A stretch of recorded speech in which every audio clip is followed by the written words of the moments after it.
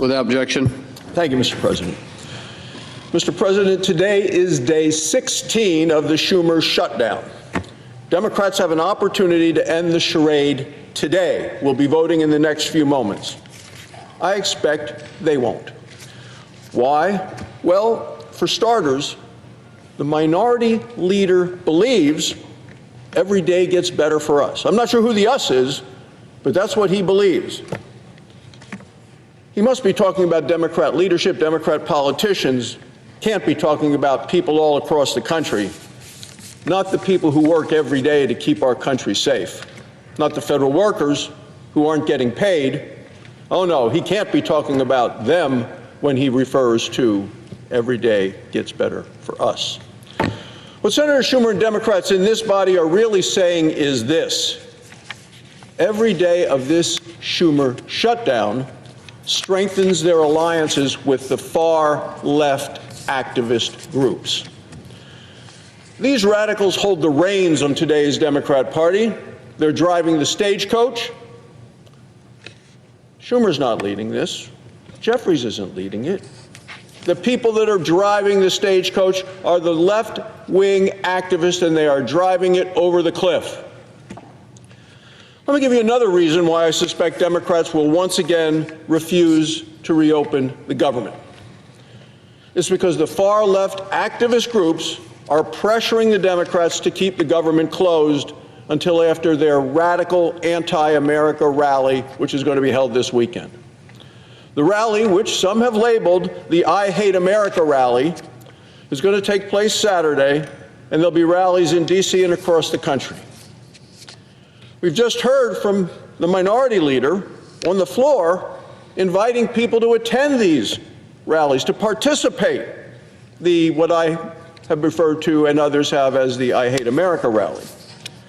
He is a cheerleader for these far left activist groups and their causes. All these rallies are going to be led by the far left activists, and all will be calling on the Democrats to keep the government closed. And the Democrats in this body are beholden to every single one of these far left activist groups, groups like, quote, #ResistTrump and American Atheists. So here's a headline from Politico. Chuck Schumer's critics are satisfied for now. The article goes on to quote the head of the far-left activist group called Indivisible. This group is organizing Saturday's radical rally. The leader of the far-left group says of the minority leader, he said, quote, "He hasn't surrendered yet. I call that progress, and we're cheering him on now." Well, 7 months ago, that same person had a very different message for the minority leader. That same person said, quote, "Senator Schumer should step aside as leader. Every Democrat in the Senate should call for him to do so." So what changed? Well, Senator Schumer started towing the line of the far-left group. He shut down the government in spite of the fact that 13 times when Joe Biden was president, he voted for a clean continuing resolution to keep the government open.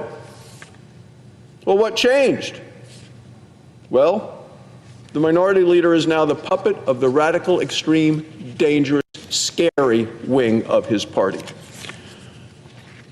He's huddled with the far-left activist group for months before this shutdown. Months. They orchestrated, they organized this shutout in Senator Schumer's office. They organized a war room for the shutdown. They're calling the tune. Senator Schumer even gloated to Punchbowl News, quote, "We thought about this long in advance. This isn't something that just happened. They've been planning this. This is premeditated. It's a political game for Senator Schumer and the Democrats, and it is a dangerous game for every other American.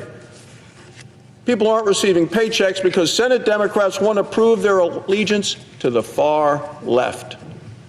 Democrats want a standing ovation this Saturday when they rise to address the radical wing of their party, the wing that's holding the reins and holding them tightly, a wing that's extreme, dangerous, and scary, that is pro-crime and anti-America.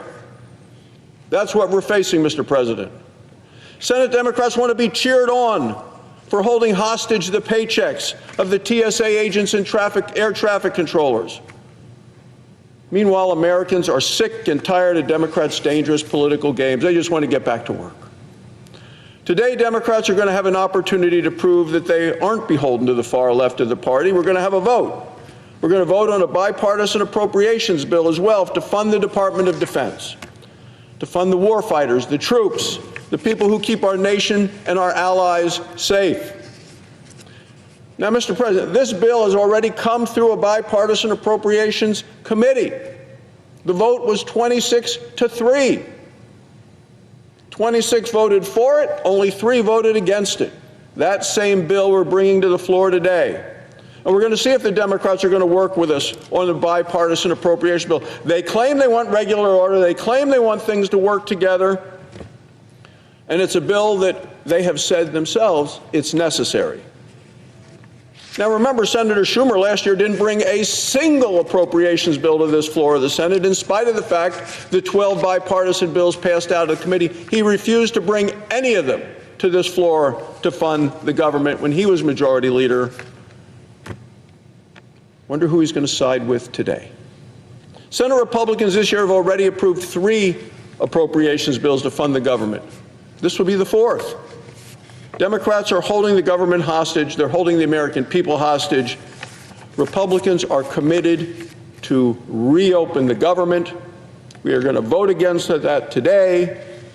We're holding votes on our bipartisan, clean, continuing resolution, one that Democrats have voted on 13 times in favor of when Joe Biden was in the White House.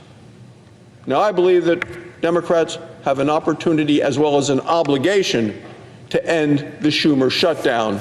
We should end it today. Thank you, Mr. President. I yield the floor.